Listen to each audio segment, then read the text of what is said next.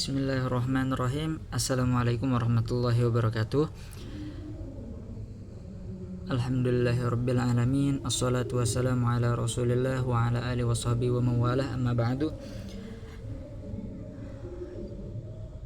Halo semuanya. Saya di sini dalam channel YouTube ini akan memberikan tips-tips mengenai cara belajar atau mengajar buku Iqra yang disusun oleh Kiai Haji As'ad Humam. Baik, langsung saja.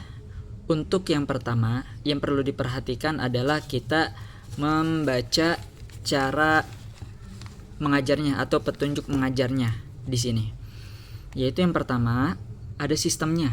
Ada menggunakan cara belajar santri aktif. Guru sebagai penyimak saja, jangan sampai menuntun kecuali hanya memberikan contoh pokok pelajaran. Biasanya ada guru-guru yang di kampung-kampung atau di kompleks-kompleks atau semacamnya yang dikhususkan untuk mengajari Iqra ini, karena tidak sembarang orang yang bisa untuk mengajar. Karena di sini itu saya hanya memberikan tips-tips yang sudah saya pelajari saja, bukan untuk mengajar. Mungkin kepada orang tua juga bisa memberikan tips-tips kalau misalkan punya waktu luang di rumahnya dan bisa mengajari anak-anaknya. Terus lalu ada yang privat, penyimakan secara seorang demi seorang. Terus bisa juga bila klasikal santri. Di sini bisa dimaksudkan dengan anak-anak dikelompokkan berdasarkan persamaan kemampuan atau jilid. Guru menerangkan pokok-pokok pelajaran secara klasikal dengan menggunakan peraga, dan secara acak santri dimohon membaca bahan latihan. Maksudnya menggunakan peraga itu bisa menggunakan bibir dan semacamnya. Lalu yang ketiga ada asistensi. Santri yang lebih tinggi jilidnya dapat membantu menyimak santri lain. Lalu yang kedua ada mengenai judul-judul. Guru langsung memberi contoh bacaannya, jadi tidak perlu banyak komentar. Contoh di sini itu judulnya itu bacaan langsung a, ba. Tidak perlu diurai atau dieja, bacalah dengan suara pendek. Nah, maksudnya apa? Seperti contohnya ini a, yang ini ba. Nah, guru hanya cukup untuk menyebutkan judul dari pokok pembahasan di halaman tersebut yang ada di atas. Nah, tapi biasanya penjelasan itu ada di halaman selanjutnya yang ini. Oke. Nah, lalu kita lanjut. Sekali huruf dibaca betul, tidak boleh atau jangan diulangi lagi, karena nanti dikhawatirkan santri-santri ataupun anak-anak nanti malah ragu-ragu untuk membacanya lagi, karena di sini kan ada contoh-contohnya juga banyak dan bersifatnya diulang-ulang.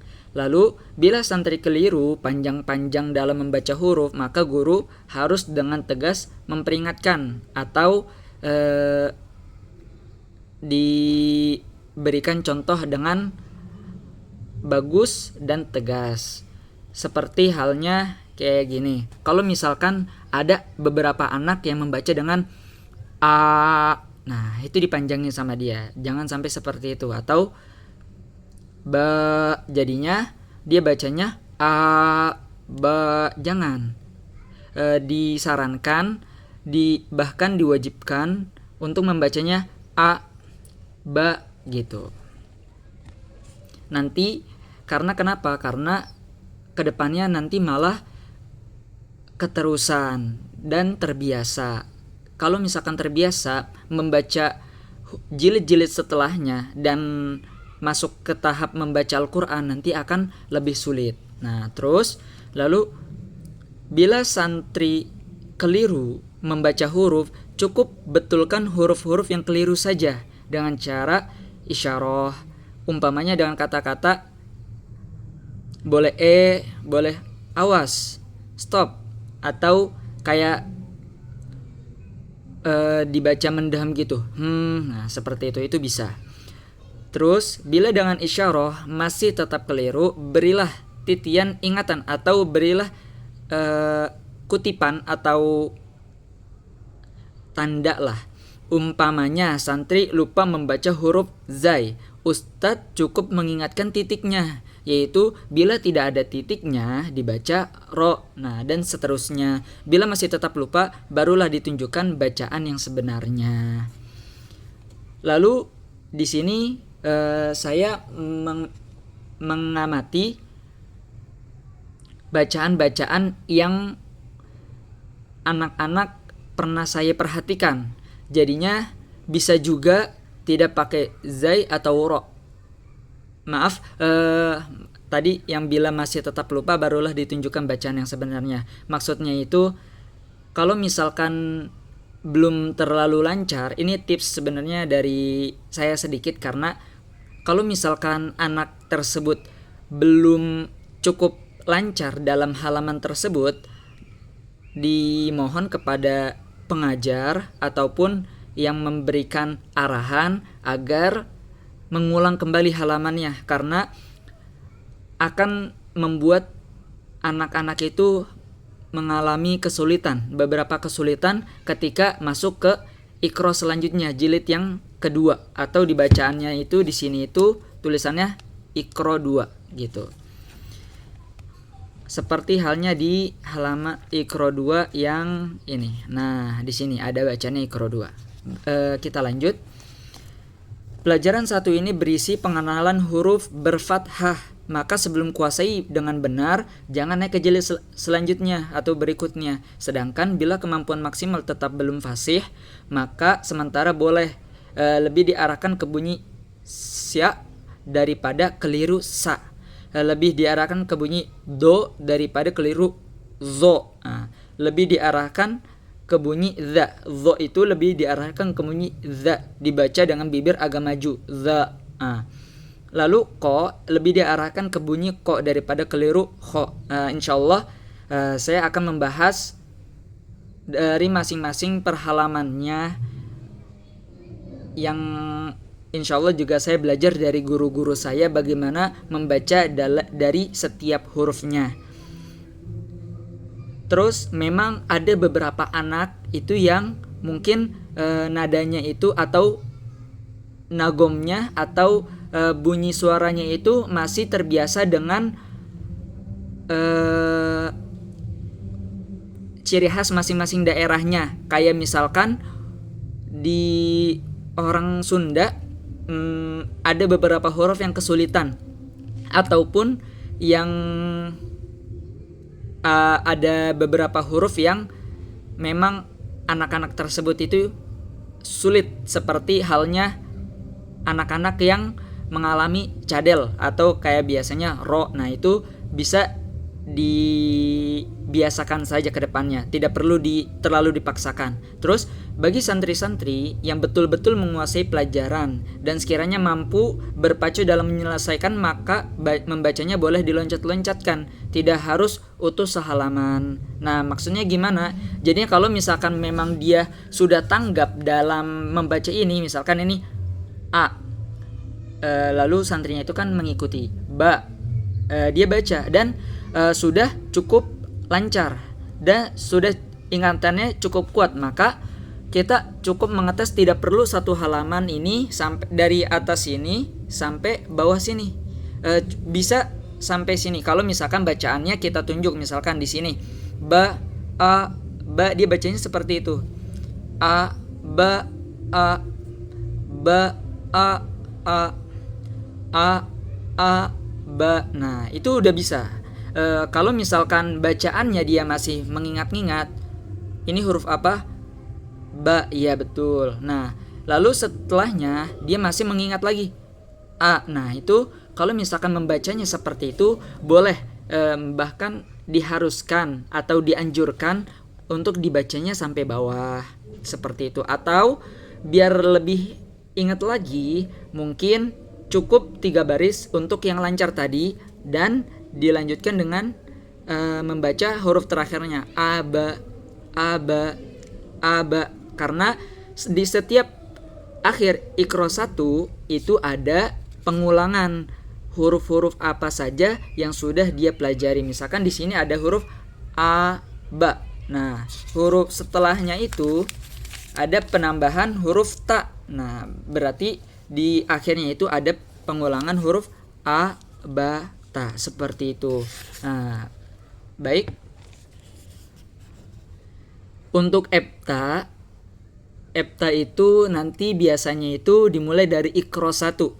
Sebaiknya ditentukan guru pengujinya. Karena epta itu di mana halaman itu Kiai Haji As'ad Umam itu menekankan agar setiap pengajar atau setiap yang memberikan arahan untuk mempelajari Iqra ini untuk memastikan para santri atau anak-anak mempelajari Iqra ini dengan benar-benar atau dengan lancar di halaman yang terdapat eptanya ini. Biasanya itu ada di beberapa Iqra di halaman itu. Sebentar.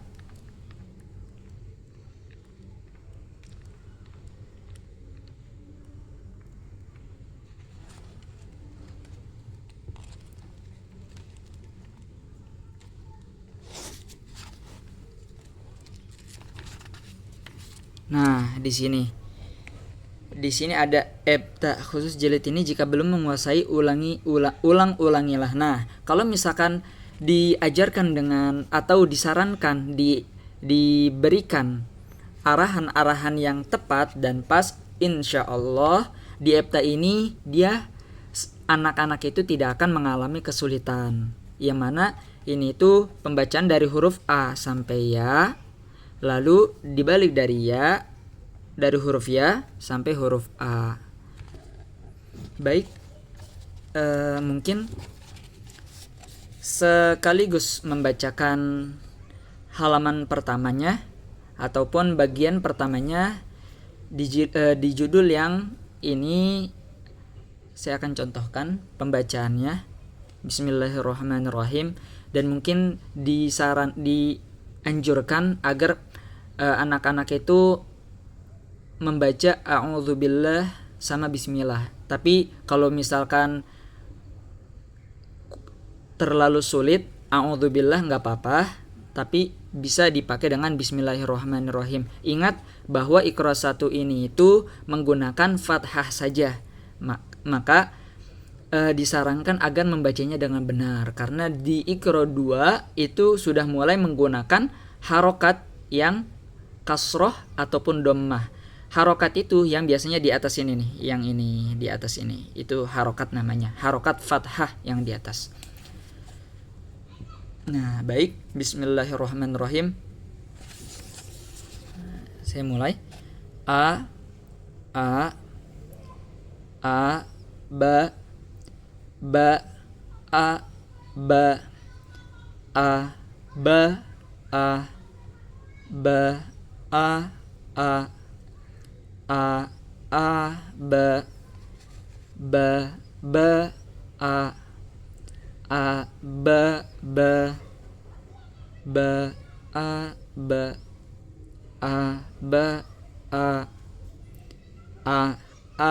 a ba ba ba aba aba. Nah, baik.